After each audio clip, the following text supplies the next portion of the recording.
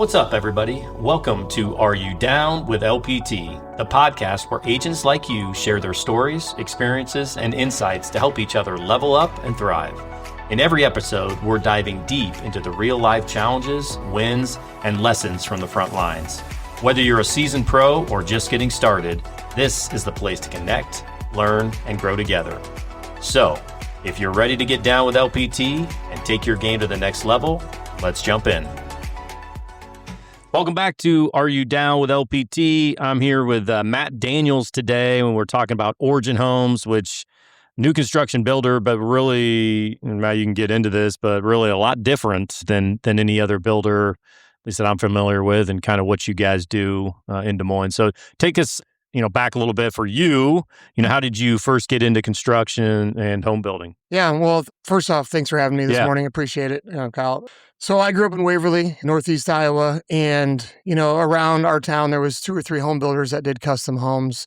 I didn't really get into the construction side until I got into college, but that's where I really kind of found that spark and enjoyed being outside, working with my hands and learning the process, more importantly. So as my career kind of progressed from, general contracting, framing, roofing, those types of things, it kind of led into more of the bigger custom homes and really getting into more of the luxury custom. But then some of the positions I held, we were actually, building all over Iowa. And so when Origin Homes, when the idea and the concept started up, it was a really good fit for me. And it's been fun to bring the vision to life. Obviously, we're one of 4 home building operations over at Hubbell Realty Company. So that was one thing I meant to mention in the beginning, but you guys are a division of Hubbell and connected with them, and which is a great connection, obviously. Yeah, as we like to say, we're the build on your lot division of Hubbell Realty Company, and we try to our goal is to get to all 99 counties. So not how many do we have a count? We have a count. I think we're to 23. I could be wrong, maybe 24, but it's right around there. So yeah. So for someone hears Origin Homes for the first time, just kind of tell us exactly who you guys are and what you do. So there's a small team here in the metro that operates within the Hubbell Realty building. So we have those resources at our fingertips. But the reality is we want to be able to provide custom homes on your lot all over the state of Iowa. So if somebody comes to us with land that they've inherited, or, it's an investment property, or maybe it's the dream home. That's the vision is, hey, I've always wanted to put a house here and I can't really figure out who to contact or how to do it. That's where Origin comes in. And we can either use trades that we are working with in the metro, or we're willing to partner with those local trades in your area. So if you have somebody specific that you want us to vet out the project with, we're happy to do pricing in those areas. But the reality is, we're seeing in our smaller communities, especially, some of the local builders are, maybe retiring, and they're kind of getting close to that age where it's not working for them, or they don't want to work anymore. And 2 to 3 custom homes a year, that works for a lot of those models in smaller communities. But we're looking at it as more of that specialized custom market throughout the entire state. So what are you guys doing to kind of get your name out there so people know about Origin Homes? So there's a couple different things. Obviously, your normal social platforms and websites and that kind of thing. One of the things I really like that we have on our website is our interactive software. So we have almost 30 plans now on our website, and you can jump on there and when you kind of hover your mouse on the right side, you can move walls and add bathrooms and make the kitchen bigger and do some of the customization before the client gets to us. So then we really have a feel for what their vision is, what their inspirations are, what they're looking for. And then also we're getting into some of our more rural communities that we're working with local economic developers. We're partnering with, working through the workforce housing application with the IEDA. So we'll go into a community that meets our criteria, places like Knoxville, Panora, Gallery, Manning, Jefferson. Conrad's been a great city to work with. And we'll do 5 spec homes. Oh. And so we go into those communities to try to meet a price point and help kind of generate the talk and get our name out there. So it's kind of servicing almost 2 different markets at that point. Yep. But it really does kind of reiterate with that community or that region that, hey, we're here. yes, these are spec homes, but talk to us about customs, because Yeah. a lot of these places have lots and they just don't have a builder. Yeah, somebody to do it. Yeah. Well, you said criteria for communities. Yeah. Like what would be criteria? So we're looking for shovel-ready lots. You know, a lot of communities will come to us and say, "Hey, we need housing, we need housing, we need Mhm. housing, we need all sorts of housing." And that's important, and I do hear that quite a bit. But the reality is, if you need housing, where are we putting the housing? Mhm. And so do you have the lots that are ready to go, that have infrastructure, streets, pavement, all those types of things? And then on top of that, depending on how motivated they are, what are the incentives that they're looking at offering? Yeah. So can we negotiate lot pricing? Are there builder fees? Can we waive Yeah. builder fees? And I would imagine a lot of these small towns, like they want you there. Yes. And so they're trying to work with you, Mhm. lot pricing. I'm guessing there's some abatements maybe for homeowners, Yep. all that There's stuff. most of the time you're going to see a tax abatement unless the project falls under TIF, and then that kind of gets adjusted a little bit. Gotcha. But yeah, we've seen very motivated communities. It's been a lot of fun Yep. to get out there. Knoxville, we've had some great success. I think 13 of our 15 houses in 3 years have sold. Yep. And we're just kind of pacing it, five at a time in each community. But yeah, Panora is another really great community that's near the metro, and you're 40 minutes away. So. Yeah. Yeah. Well, challenges, obviously you're in Des Moines area, you live in Des Moines area. Yep, just And south of town. Yep, obviously kind of you guys west of are Norwalk. building all over. What are some challenges, families in smaller communities face when they're trying to build a home? I think, as I kind of alluded to earlier, when you have the local builders, typically you're going to see that their availability is kind of rough, and they might be 2 years out. And then there's not as much competitive pricing. So if there's only one or two builders, that's where you're going to get your Yeah. price. And someone like Origin can come in and be very competitive because of, we're buying on economies of scale. We're Yeah. part of a much larger organization. And so it's a good way to get another pricing option at a minimum. But then also we offer some really awesome design services too. And being able to provide kind of more updated, recent options for folks, I think, is another exciting thing. Yeah, So they probably don't experience that with not that those smaller local hometown builders don't do a great job, but I doubt they have, the technology and resources that Mhm. that Hubbell has. That's right. So, yeah.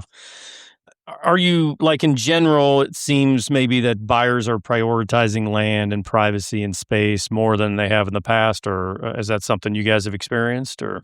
Yeah, I mean, there's definitely we're seeing a need for specific thing. It's more of a targeted approach for a lot of these home build or these clients.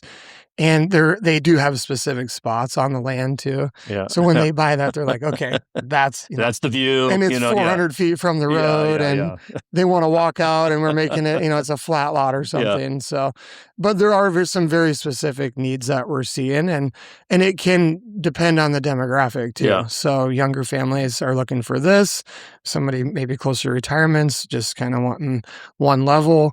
And that's kind of the beauty of what we do with Origin, is we're customizing any floor plan, whether they want it to be a slab on grade, 2-story, finish the basement. Mostly ranch homes is what we're building. Yeah. But the slab on grades are pretty popular too, actually. The demographic, is it more of an older generation that is coming to you, or? It's all across. It's all across the board. There's really not one specific that I would say. We've had some young families. We've had folks that are not married, single, building a custom house. And then, we're seeing some of the older demographic maybe in some of the communities, but it's definitely no one specific. I find it interesting because there's so many small towns where, it's tough to get the younger generations back. And, they're losing people, but if some younger families are coming back to the area and. Yeah, and we're kind of looking for those amenities, if they have a strong school district. Where are these lots located for the spec model? Yeah. Is it near some trails, near some parks? Well, what's the breakdown of the spec homes that you guys are building versus, the custom? Do you know that? We did our first year that we did the spec model. So I think we've done 38 homes total in 3 years on the spec line. First year was 15, second year was 13. Last year we did 10. Yeah. And so the custom's probably more of like the 70%. Yeah. You know, okay. So mainly customs, but you mainly are, customs. yeah, trying to find the right community and all that stuff. Yeah, if you can find the right community and make the numbers work and try to hit those price points, because there's project caps, you know, when you're working with the IDA and the Workforce Housing Tax Credit Program that you have to stay below. But I don't like to say affordable. I like to say attainable. So those are attainable units. And nothing seems all that affordable with interest rates and prices. But the reality with the speculative line that I want to touch on is we're taking a lot of the concepts from the customs, whether that's the quartz countertops, the Kohler fixtures, the LVP flooring, things that we probably all take for granted in the metro, that we can get out in these communities and still provide the same quality that you're going to see with our custom homes. So we hear a lot of, holy cow, I didn't know it was going to be this nice, you know, when they walk in. So you'd rather hear that. That's awesome. Yeah. So, talk about, why do you think the smaller communities, what's attracting people? Why are, we talked about some younger families, older, but why smaller communities? Why are they building there? So I think you're seeing a pretty good, with some of the jobs, there's some really good healthcare, dentists, those schools, those jobs that, especially for somebody that's first year out of college, they're getting some pretty good incentive packages to move back. And same with some of those manufacturing jobs too, that kind of the mid-level professional. And they get back and they get the incentives to come back home, potentially a lot of them back to their hometown. And they're just realizing there's nowhere to live. Yeah. Unless you're buying a home that needs a bunch of work. Yeah. Super remodel. Old, probably. Yeah. Yeah. And so this is providing another opportunity for those types of people that are wanting to get back to their roots, to get back to their hometown. Yeah. But yeah, it's a housing shortage really across all of our small communities around Iowa. Yeah. So how important do you think it is, housing inventory, to keep these small towns alive and thriving? Very, very important. Yeah. We all know what happens when housing goes. People will start kind of migrating towards the bigger communities, the bigger cities. And that's unfortunately what happens when you don't have those rooftops and you don't have the tax dollars coming in. At some point, people just say, you know what, because a lot of the remote jobs too, you can kind of work anywhere. Yeah. And so you're trying to keep those local economies thriving. Do you think since COVID and people working remotely, has that brought people back to smaller towns with that ability to do that? Yeah, it feels like there's been more of those opportunities that have come up. I can't say for certainty, but it definitely has provided another option for folks that would prefer to be back in their hometown. Yeah. Yeah. So, this might be a tough question, but go out 5 to 10 years and you think about origin homes, small towns, new construction, like what's that look like? What excites you? Yeah. So our teams, we started with there was basically 3 of us that first year. Yeah. And our team has grown to 6. Right? Yeah. So it's happening. It's happening. So we have superintendents, estimators, design, project manager, sales, and then obviously the resources with Hubbell. But the reality is, in order for us to really scale and keep growing, we need to be able to get into more of the regional type growth. So having areas where we can set up potentially a sales center or a model home, maybe in 4 or 5 quadrants across the state, kind of recreating what we've done here in the metro. Yeah. And if we can do that, we can continue to grow to, 70, 80, 100 homes a year and continue the custom home model, making sure people have these options available to them. And then obviously, if everything still is working out on the workforce housing stuff, we want to keep doing that too, because we know there's a need in every community. And sometimes when disaster strikes, we're not chasing storms per se, but we also want to be able to be a resource for that. So something, that happened in Greenfield or Spencer, we're just not set up to go and provide that kind of a push on housing. But I'd love to be able to get to that point where we could turn in Obviously, you're growing. I mean, Yeah. both in obviously your employees, but the number of homes you're building. Okay, last question for you. Sure. The favorite small town that you've built in so far? Oh, man. I don't know if I want to answer that because I have so many. So like I said, we've had a lot of success. This is going to be a very long answer because I can't give you one. There's certain things about each community that I love.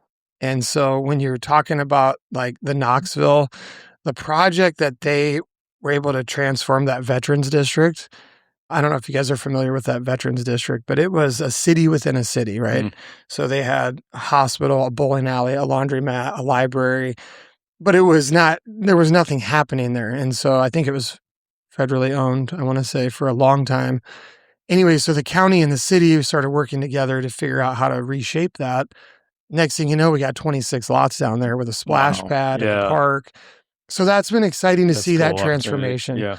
When you jump to a place like Manning, Iowa, their downtown Main Street is awesome. Where's Manning? So Manning is on 141 west of keep going west of Perry. Yeah. Okay. All right. So just kind of just keep going on 141. It's about 70 miles west of the metro. I probably should know where that's at then. Manning's not that far. It's a town of about 1,400 people. We got some really good, strong local economy there, really good schools. I think there's a regional, I know there's a regional health center there. What school district is that? It's IKM. Okay. All right. Yes. All right. But then obviously you jump to Panora, you've got really good, strong economics, great leadership. The lake's right there, great amenities. A lot going for them. Conrad's a great little city, just north of Marshalltown. So they're all kind of their own form of a little jewel, if you will, within the state. And so really that's kind of what we're looking for is those great leaders that have that kind of vision to do what it. is that extra thing that we're, that they know they have. So I didn't really answer your question. No, that's okay. I won't put you on the spot. I don't want to get you in trouble. But really appreciate Matt Daniels here with Origin Homes. And you guys are obviously doing something really unique, really cool. I think it's important for our agents to know what's going on and the opportunity that is there with Origin. Best way for them to connect with Origin Homes? Yep. So as I mentioned, we have our social media plugs on Instagram and Facebook and our website, and we have a dedicated salesperson. At the end of the day, if you end up talking to somebody at Hubbell, they can direct you to us. But just to make a note too for your team, when I say we go anywhere in Iowa, we've been as far west as we're almost to Omaha, so Red Oak area. Yep. We've been up to Okoboji. We've been south to Decatur, which is right on the border. So you're covering. And we're hitting Butler County this year, which is northeast Iowa. Yeah. So just kind of keep that in mind too when you guys are talking to clients or potential clients. But then also for the speculative houses, it's pretty much all over. Yeah. So Awesome. I appreciate it today. Matt, appreciate you being with us, and we'll look forward to it. Yeah. Thank you, sir. All right. Very much. That's a wrap for today's episode of Are You Down with LPT? Thank you so much for tuning in. We hope you get some valuable takeaways to apply to your journey. New episodes drop every Friday, so make sure to subscribe so you never miss out. And hey, if you have your own story you'd like to share or questions you'd like to dive into, hit us up. Until next time, stay down with LPT and keep leveling up. Catch you in the next one.